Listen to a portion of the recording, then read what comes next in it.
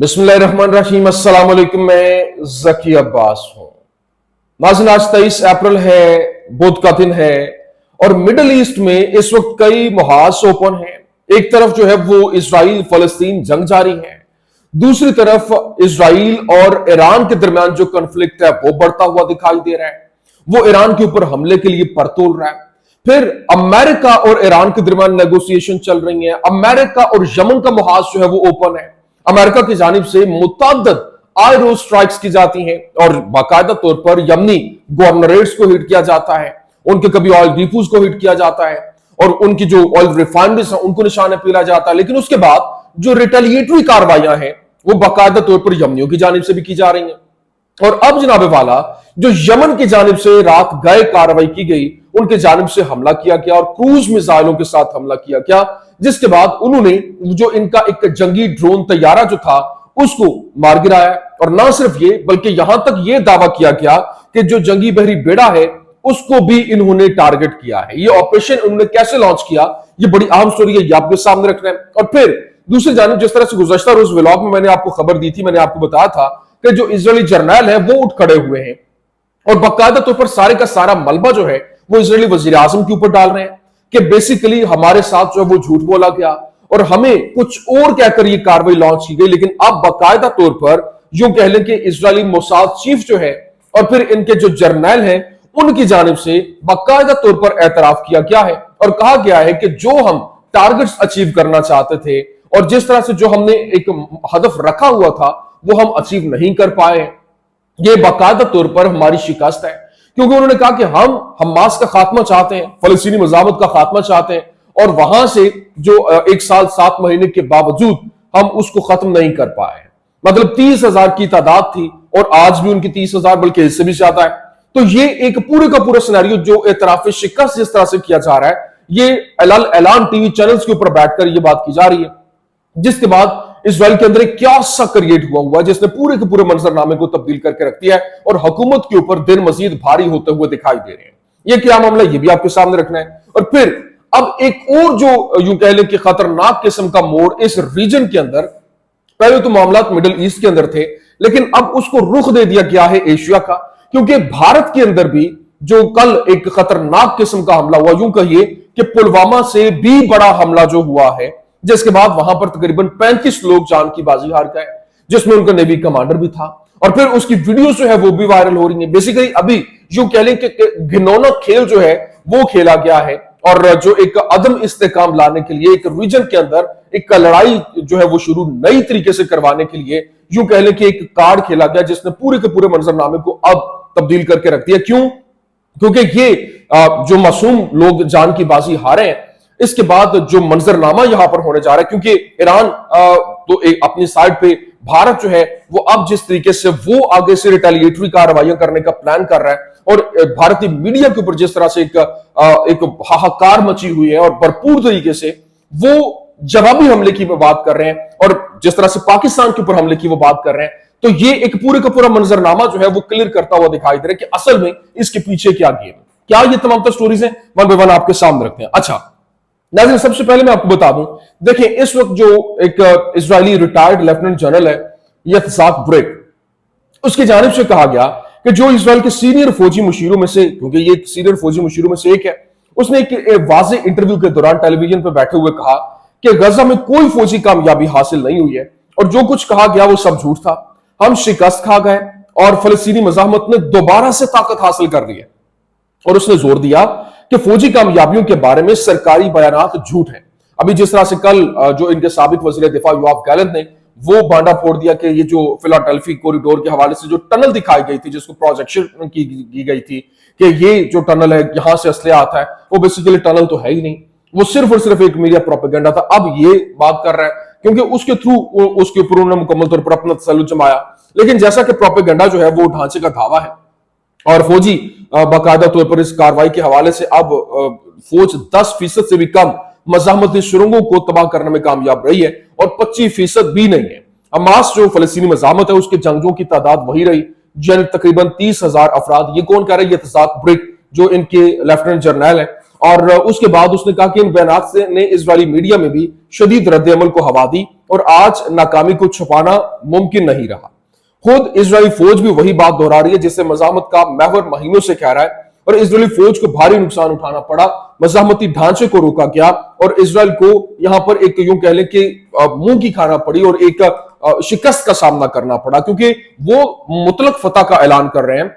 کہ جب تک مطلق فتح نہیں ہوگی ہم آگے نہیں بڑھیں گے۔ لیکن یہاں پر یہ جو ان کے ایک نتن یاہو کے گلے کا توق بنتا ہوا دکھائی دے رہا ہے کہ کیسے حالات تیزی کے ساتھ بدل رہے ہیں اور ان کے لیے مشکلات پیدا ہوتی دکھائی دے رہی ہیں۔ ان کے اپنے جرنیل، ان کے اپنے ریزروز، ان کے اپنے نیوی، ان کے اپنے پائلٹس، ان کی اپنی عوام جو ہے وہ احتجاج کری کہ یرغمالیوں کو واپس لایا جائے، کیونکہ یرغمالی 59 یرغمالی ابھی بھی فلسطینی مزاحمت کے قید کے اندر ہے۔ تو وہ ان کا بیان، ان کا جو وزیر خزانہ وہ یہ کہہ رہا ہے کہ وہ پرائرٹی نہیں ہے، پرائرٹی ہماری کچھ اور ہے، مطلب جتنی ہم نے کامیابیاں حاصل کی ہیں اگر ہم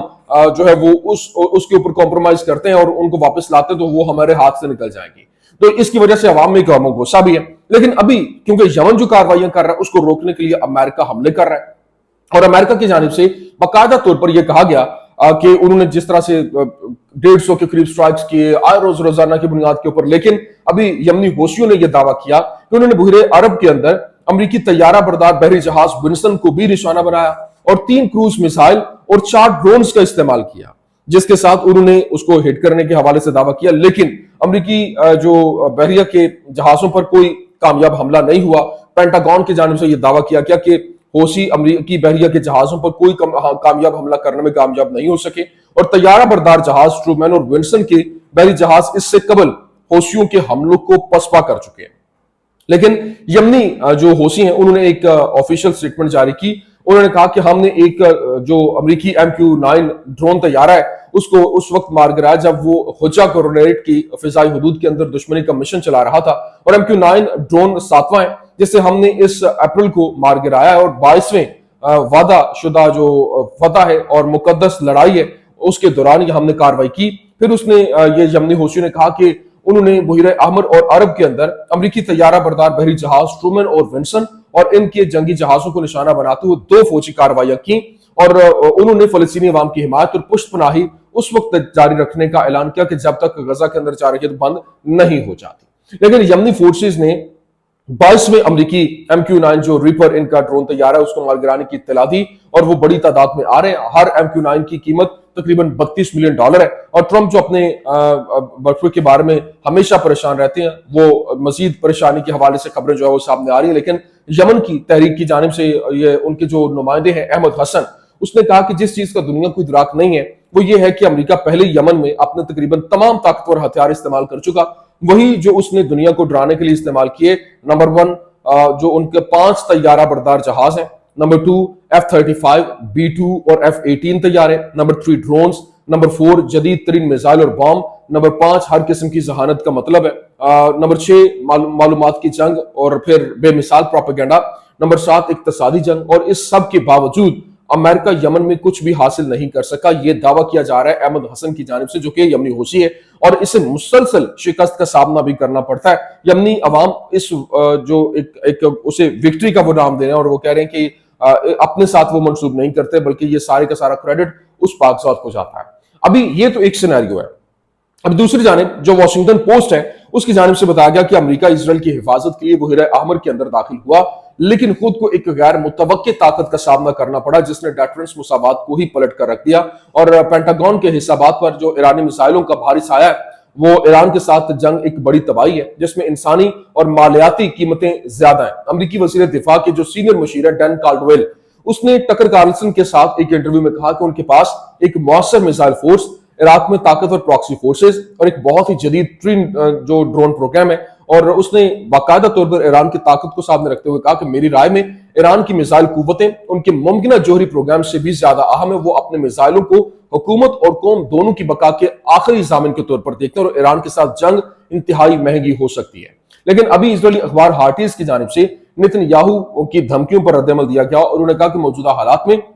ایران پر حملہ پاگل پن ہے، اور اشاعت میں اس بات پر زور دیا گیا کہ اسرائیلی وزیر اعظم کے بیانات ایک دھوکے سے زیادہ کچھ نہیں ہے۔ کیونکہ اس مرحلے پر ایران کے خلاف حقیقی فوجی آپریشن نہ صرف انتہائی خطرناک ہے بلکہ اس کے نتائج اور بین الاقوامی صورتحال کے پیش نظر عملی طور پر ناممکن بھی ہے۔ لیکن اسرائیلی حکام کی جانب سے غزہ کی جنگ میں حکومت کی ناکامی کا اعتراف جو ہے وہ مزید چھپایا نہیں جا سکتا۔ اور موساد کی جو سابق سربراہ ہیں ایفرایم ہیلیوی، انہوں نے کہا کہ ہمیں ایک انتہائی خطرناک رجحان کا سامنا ہے اور اسرائیل سے بڑے پیمانے پر ہجرت ہو رہی ہے. بہت سے جو لوگ ہیں وہ ملک چھوڑ کر جا چکے اور قبرص، یونان اور امریکہ میں نئی زندگی شروع کرنے کی کوشش کر رہے ہیں. ہم فلسطینی مزاحمت کو شکست دینے میں ناکام رہے اور ہم نے فوجی کامیابی حاصل نہیں کی. یہ ان کے جو موساد چیف ہیں اس کی جانب سے یہ باقاعدہ طور پر یہ اعتراف کیا گیا. لیکن ابھی جو ایک آپ اس کو ہولڈ کر لیں، یہ چیز جس طرح میں نے آپ کے سامنے تمام تر پرسپیکٹو رکھا، دوسری جانب بھارت کے اندر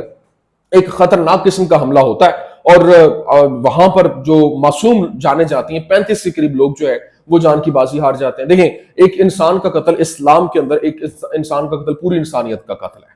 تو وہاں پر جو 35 لوگ جان کی بازی ہارے، جن میں ایک نیوی کمانڈر بھی ان کا تھا، اس کی بیوی کے حوالے سے بتایا جا رہا ہے کہ وہ بلڈ میں وہاں پہ وہ ویڈیو وائرل ہو رہی ہے، وہ ایکسپریس کرنا بھی بندہ نہیں کر سکتا کہ کتنا تکلیف دہ ہوگا. اور وہ کہا جا رہا ہے وہ دہشت گردوں نے جو حملہ کیا وہ کہا جا رہا ہے کہ یہ اس وجہ سے ہوا ہے کہ اس کو کہیں کہ ہم جو ہے وہ آ رہے ہیں، کیونکہ اس وقت جو مودی ہے وہ سعودی عربیہ کے دورے پہ ہے اور پھر وہاں پر جب وہ وہاں پہ پہنچے ہوئے تھے تو پیچھے سے اپنے وزیر کو بھی بلایا گیا اور کہا گیا کہ فی الفور وہاں پر پہنچے اور وہاں پر جا کر انہوں نے. اور یہاں پر سب سے امپورٹنٹ چیز یہ ہے کہ جو بھارتی میڈیا ہے وہاں پر ایک ٹرینڈ چلنا شروع ہو گیا کہ ہمیں 24 گھنٹے کے اندر اندر جو ہے وہ اس کا جواب چاہیے، ہمیں انتقام چاہیے. اور یہ بھارتی میڈیا کے اندر اس کو منسوب کیا جانے لگا پاکستان کے ساتھ کہ پاکستان نے یہ کیا ہے. اصل میں یہاں پر ایک بہت باریک واردات ڈالی جا رہی ہے. دیکھیں، آپ سن کر حیران رہ جائیں گے کیونکہ انٹرنیشنلی جو گیمیں ہوتی ہیں وہ ایسی ہوتی ہیں. انٹرنیشنل اسٹیبلشمنٹ جہاں پر کیاس کریٹ کرنا ہو وہ اس طرح سے کھیل کھیلتی ہیں اور باقاعدہ طور پر جو پاکستان کو انگیج کرنے کے حوالے سے ابھی میڈیا ٹرائل شروع ہوا، وہاں پر میڈیا کے حوالے سے ہوا بنانا شروع کر دی گئی، عوام اٹھ کھڑی ہوئی اور پھر کیونکہ وہ یہ بھی کہا جا رہا ہے کہ ہو سکتا ہے آنے والے دنوں میں وہ پاکستان کے اوپر حملے کی بات کریں. ابھی تک جو نریندر مودی ہے اس کی جانب سے یہ کہا گیا کہ وہ جس نے بھی یہ کاروائی کی ہے اس کو سپیئر نہیں کرے گا اور تحقیقات ابھی ہوئی نہیں ہے. ابھی باقاعدہ طور پر اس کے اوپر کوئی انویسٹیگیشن نہیں ہوئی، لیکن یہاں پہ یہ پروپیگنڈا وار جو ہے وہ چھڑ گئی. اور پاکستان کیونکہ دیکھیں امریکہ کے ساتھ، امریکہ سے جو اس وقت بھارت کو چاہیے ہیں جو ان کے لیٹسٹ ٹیکنالوجی کے جو جہاز ہیں وہ، تو ان کی جانب سے ڈیمانڈ کی گئی تھی کہ وہ چائنا کے ساتھ جو ہے وہ تعلقات ختم کریں، ٹیرف عائد کریں اور وہ سے یہ سارے معاملات. اور یہاں تک کہا گیا تھا کہ جو چائنا کے ساتھ ہے وہ امریکہ سے وہ بالکل اس کے لائن جو ہے وہ کٹ چکی اور وہ معاملات نہیں بنے گے. اب وہ وہاں پر جو ہے وہ ان کو یوٹیلائز کریں. اور بھارت جتنی بڑی ایک طاقت، نو ڈاؤٹ ایک بڑی طاقت ہے، لیکن اگر چائنا کے مقابلے میں امریکہ اس کے سامنے نہیں کھڑا ہو پا رہا تو بھارت جو ہے وہ کبھی بھی اس طرح کے ٹکر میں یقینی طور پر نہیں جائے گا. لیکن اگر ان کو وہاں سے فائدہ لینا ہے تو یہ دیکھنا ہوگا کہ کس طریقے سے گیم کی جا رہی ہے. لیکن یہاں یہ کھیل جو کھیلا جا رہا ہے پاکستان کے خلاف، کیونکہ پاکستان اس پوزیشن میں آئی ڈونٹ تھنک سو کہ ہے کہ پاکستان اس پوزیشن میں ہی نہیں ہے کہ وہ اس طرح کی کاروائی کر سکے جب حالات پاکستان کے اندر مطلب ایک معاشی طور پر یا سیاسی طور پر ایک زبوں حالی کی شکار ہے. تو یہاں پر کوئی بھی ایسی کاروائی نہیں کر سکتا. لیکن ہاں وہاں سے اگر ایسی کاروائی کو جوابی طور پر وہاں پہ حملہ ہوتا ہے اور اس کے بعد یہ پھر حالات میں یہاں پر یوں کہہ لیں کہ ایک بہت بڑی جنگ چھڑ جائے گی جو کہ بالکل بھی ایک کنٹرول میں نہیں رہے گی. معاملات جو ہے بیسیکلی جو انٹرنیشنلی جو ایک انٹینشن ڈائیورٹ کرنے کے لیے یہ کھیل کھیلے جاتے ہیں، لیکن ان انٹینشن کے اندر بہت بڑے بڑے نقصان ہو جاتے ہیں اگر اسی طرح سے یہاں پر جو حکمرانوں نے اس کو باقاعدہ طور پر اس کے اوپر چیک اینڈ بیلنس کرتے ہوئے تحقیقات نہیں کی اور ایسے ہی پروپیگنڈا کے تھرو یہ گیم کی گئی، تو یہ اس کا خمیازہ جو ہے وہ دونوں ممالک کی عوام کو بھگتنا پڑے گا. اور وہ کہتے ہیں نا کہ جنگیں شروع تو کر لی جاتی ہیں لیکن اپنے مرضی سے اپنے اختیار سے کرتے ہیں، لیکن ان کے جو رد عمل میں یا پھر ان کے جو وہاں پر نقصان ہے یا ان کو ختم کرنا آپ کے بس میں نہیں ہوتا، آپ کے اختیار میں نہیں ہوتا. تو یہ اس وقت کی کچھ اہم ترین اپڈیٹس تھی، میں نے کہا میں آپ کے سامنے رکھ دوں. امید کرتے ہیں ویڈیو آپ کو پسند آئی ہوگی. پسند آنے کی صورت میں لائک کیجیے، شیئر کیجیے اور ہمارے چینل کو سبسکرائب کرنا مت بھولیے گا. شکریہ.